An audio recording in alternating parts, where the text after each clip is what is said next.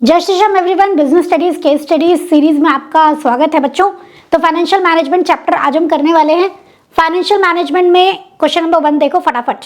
करना क्या है, सबसे पहले हम देखेंगे क्वेश्चन में क्या पूछा है लास्ट में, ठीक है। जब बहुत ज्यादा लेंथी केस स्टडी होती है तो पहले आप देख लिया करो पूछा क्या है, फिर आप केस स्टडी रीड किया करो। आइए देखते हैं तो पूछा क्या है हमसे। Identify the concept discussed above which has direct bearing on the financial health of the business. कौन सा कॉन्सेप्ट ऊपर पूछा गया है जिससे बिजनेस की फाइनेंशियल हेल्थ पे फर्क पड़ता है। तो फाइनेंशियल मैनेजमेंट का सा हमें लग रहा है। हालांकि हमारा चैप्टर फाइनेंशियल मैनेजमेंट है, पर एग्जाम में आप कैसे सोचोगे, है ना, वैसे ही सोचना है। उसके ऑब्जेक्टिव बताने हैं, की ऑब्जेक्टिव बताना है, मेन ऑब्जेक्टिव बताना है। आइए देखते हैं। After completing the course of hotel management, Rahul plans to start his own hotel.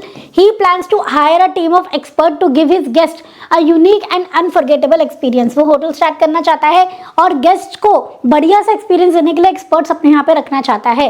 Keeping in mind their budget को देखते हुए गेस्ट को अच्छा एक्सपीरियंस मिले, ये वो चाहता है। बिफोर स्टार्टिंग द बिजनेस, वो अपने होम टाउन जाता है अपने फादर की ब्लेसिंग लेने के लिए। उसके फादर कहते हैं कि बिजनेस का सक्सेस डिपेंड करता है how well finance is invested in assets, कितने अच्छे से आपने एसेट्स में पैसा लगाया है एंड ऑपरेशंस में पैसा लगाया है, and how timely and economically finances are arranged. आप इन्वेस्ट कितना बढ़िया कर रहे हो और आप पैसा कहाँ से कितने बढ़िया तरीके से अरेंज कर रहे हो, उस पर डिपेंड करती है बिजनेस की health. He guided him that he should always spend time in identifying different available sources of finance. उसने कहा कि आपको देखना है, आपको टाइम स्पेंड करना है, डिफरेंट ऑप्शंस क्या क्या है मेरे पास फाइनेंस उठाने के लिए, उसके लिए। एंड कंपेयर करना है उनको in terms of cost and risk. The returns from investment हमेशा कॉस्ट ऑफ इन्वेस्टमेंट से ज़्यादा होना चाहिए। तो उसके पापा ने जो इतना सारा ज्ञान की बात बताई है, कौन से कॉन्सेप्ट के बारे में, फाइनेंशियल मैनेजमेंट के बारे में, फाइनेंस के मैनेजमेंट के बारे में, जिसका की ऑब्जेक्टिव क्या होता है, maximization of shareholders wealth. समझ गए, आगे आंसर। चलिए, तो कॉन्सेप्ट है फाइनेंशियल मैनेजमेंट कॉन्सेप्ट एंड की ऑब्जेक्टिव है maximizing the shareholders wealth या वेल्थ ऑफ शेयर होल्डर, कुछ भी लिख सकते हो। नेक्स्ट आ जाते हैं हम क्वेश्चन नंबर 2 पे। PVR is a renowned multiplex operation in India. ठीक है, पीवीआर सबको पता ही है। उसके 254 स्क्रीन है, 52 प्रॉपर्टीज है एट 24 लोकेशंस कंट्री में। Considering the fact there is more growing trend among the people to spend more of their income on entertainment. बढ़ रहा है ना ऐसा, लोग एंटरटेनमेंट पे ज्यादा पैसा स्पेंड कर रहे हैं, तो कंपनी प्लान कर रही है टू ऐड मोर स्क्रीन्स, और पीवीआर ओपन करने के लिए, मतलब पीवीआर तो ओपन है और स्क्रीन्स ऐड करने के लिए एट एग्जिस्टिंग लोकेशंस एंड नई लोकेशन पर भी तो इन्वेस्टमेंट का सोच रही है। ठीक है, आई इन्वेस्टिंग डिसीजन लेना चाहती है basically. They also plan to add food chain भी खोलना चाहती है, क्योंकि जहां पे लोग मूवी देखने जाएंगे तो खाना भी खाएंगे। The company plan to float equity share financing. Company issue equity share float मतलब इशू करना चाहती है मार्केट में to raise the capital. Issue fully subscribe हो गया और पेमेंट भी आ गई। Over the years sale and profit of company have increased tremendously. बहुत ज्यादा इंक्रीज हो गया है सेल और प्रॉफिट, और कंपनी बहुत अच्छे डिविडेंड भी दे रही है, एंड कंपनी का जो मार्केट प्राइस है शेयर का वो भी बहुत बढ़ गया है। क्वेश्चन पूछा है डिफरेंट काइंड ऑफ डिसीजन जो उसने लिए हैं, इन्वेस्टिंग डिसीजन लिया है, फाइनेंशियल डिसीजन लिया है, डिविडेंड डिक्लेयर करने पे डिविडेंड डिसीजन भी लिया है। और financial management team of the company के अपने ऑब्जेक्टिव को अचीव कर पाई। की ऑब्जेक्टिव क्या है, शेयर होल्डर की वेल्थ का maximization. Price of shares increase हो गए कई गुना। यस, हम अपने ऑब्जेक्टिव को अचीव कर पाए, हम अपने शेयर होल्डर के पैसे को मैक्सिमाइज करवा पाए। ठीक है, आइए देखो, तो different kind of financial decision, investment decision लिया है और स्क्रीन ऐड करी है और बिजनेस ऐड किया है खाने पीने का। फाइनेंसिंग डिसीजन, कंपनी ने फ्लोट करें equity shares. Dividend decision, company declare कर रही है dividend. Yes, price of share increase हो गया है मैनी फोल्ड्स, ट्रिमेंडसली, बहुत ज्यादा, जो कि प्राइम ऑब्जेक्टिव होता है किसी भी कंपनी में फाइनेंशियल मैनेजमेंट करने का। ठीक है जी, गॉट इट। चलिए नेक्स्ट हमारा question number 3। Vivo limited is a company manufacturing textiles. Vivo limited textile manufacture करती है, उसकी शेयर कैपिटल है 60 लाख रुपीज। कंपनी का ईपीएस अर्निंग पर शेयर पहले था 0.50 पर शेयर। फॉर डाइवर्सिफिकेशन कंपनी को एडिशनल कैपिटल की जरूरत थी, कंपनी को 40 लाख रुपए की जरूरत थी। कंपनी ने पैसा कैसा रेज किया, 10% डिवेंचर इशू करे हैं, तो 40 लाख के 10% डिवेंचर इशू करे हैं। During the current year company को प्रॉफिट हुआ है 8 लाख का, कंपनी को 8 लाख का प्रॉफिट हुआ है। It paid taxes at the rate 40%, tax rate है 40%। आपको बताना है शेयर होल्डर ने गेन किया है या लूज किया है। तो अर्निंग पर शेयर अगर बढ़ेगी तो मतलब शेयर होल्डर ने गेन किया, वैसे भी लिखा भी है in respect of EPS. Clarification calculation clearly करके बतानी है। आ जाओ, तो 8 लाख पहले हमारे पास प्रॉफिट है, 8 लाख में से पहले हम इंटरेस्ट दे देंगे। इंटरेस्ट हो गया 40 लाख का 10% 4 लाख। कितना बचा हमारा profit? Profit before taxes 4 lakh. फिर टैक्स चला जाएगा 40%, 1,60,000। प्रॉफिट आफ्टर टैक्स कितना बचेगा? 2,40,000। Profit after tax equity share holders को अवेलेबल होता है 2,40,000। हम मान के चल रहे हैं कि एक शेयर 100 रुपए का है, ठीक है, क्योंकि लिखा नहीं है। तो 60 लाख में से डिवाइड बाय 100 कर दोगे तो 60,000 शेयर्स आएंगे। तो 60,000 कर दो डिवाइड,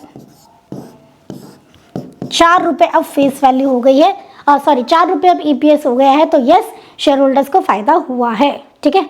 चलिए, कौन सा state any 3 factors that favour the issue of debenture. कब कंपनी को डिबेंचर इशू करना चाहिए, कौन कौन से फैक्टर्स है जो इशू ऑफ डिबेंचर्स के फेवर में होते हैं। Basically factors affecting financing decision आपको यहाँ पे बताने हैं, ठीक है। चलिए, तो हम ये ईपीएस कैलकुलेट करके दिखा दिया। 4 रुपए आ रहा था हमारा, तो पहले 0.50 था, अब 4 रुपए हो गया। तो यस, ईपीएस बढ़ गया है।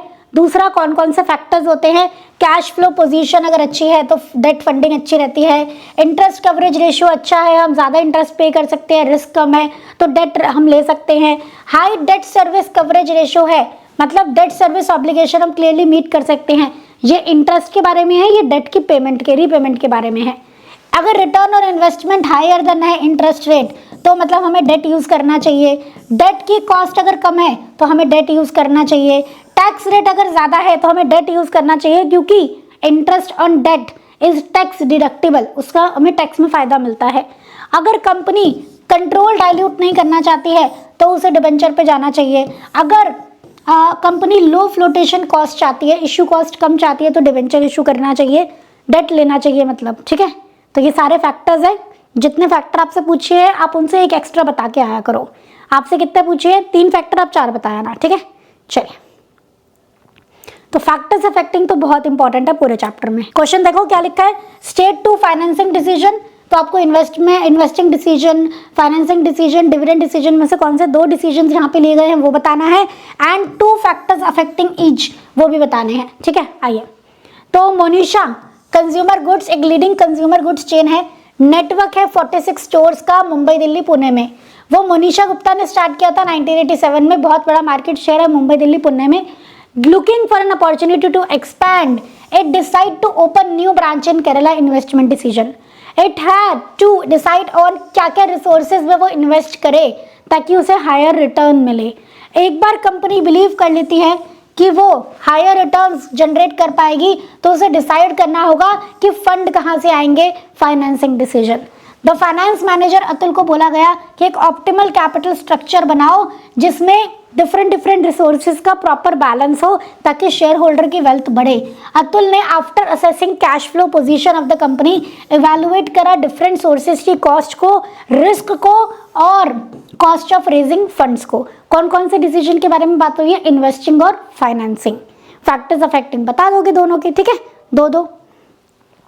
आइए, तो इन्वेस्टमेंट डिसीजन और फाइनेंसिंग डिसीजन के बारे में बात हुई है। Factors affecting cash flow, rate of return, investment criteria, financing alternative हमारे पास कौन कौन से अवेलेबल है उसके हिसाब से हमें इन्वेस्टमेंट देखनी पड़ती है। फाइनेंसिंग डिसीजन के फैक्टर्स अभी हमने पढ़ा, वही है ना, same. Interest coverage ratio, cash flow, debt service coverage ratio, tax rate, control, flexibility. Already fixed operating cost अगर ज़्यादा है तो हम डेट पे नहीं जाएंगे, हम फिर इक्विटी पे जाएंगे, ठीक है। Regulatory framework, stock market condition कैसी है, कंपनी हमारी इससे रिलेटेड अदर कंपनीज का कैपिटल स्ट्रक्चर कैसा है वो भी हमें ध्यान में रखना होगा। उसके अकॉर्डिंग हमें सोचना होगा कि हम कहाँ से पैसा रेज करें, ठीक है। तो फैक्टर्स अफेक्टिंग आपने यहाँ पे लिख दोगे, 2-2 पूछिए, 3-3 लिखाना बस।